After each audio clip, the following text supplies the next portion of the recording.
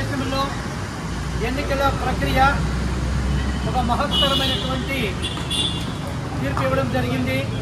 భారతని ఇక్కడ ఫ్యాక్టరీలని, ఉద్యోగాలని, రోడ్లని, సౌకర్యాలని, వ్యాపారాలని, వ్యవసాయాన్ని, విద్యని, ప్రత్యేకించి వైద్యాన్ని అన్నీ కోరుకుంటూ ఉంది భారత ప్రజానీకము. ఈరోజు అయితే ప్రజలు చూసినటువంటి విజ్ఞతకు మనం అందరూ కూడా ధన్యవాదాలు చెప్పాలి.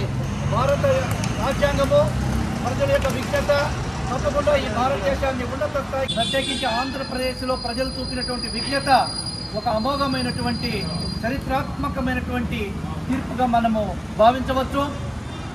రాజకీయాలలో సేవ అతి ముఖ్యమైనది. ప్రజలు ప్రతి నాయకుడిని చాలా తీవ్రంగా గమనిస్తున్నారు.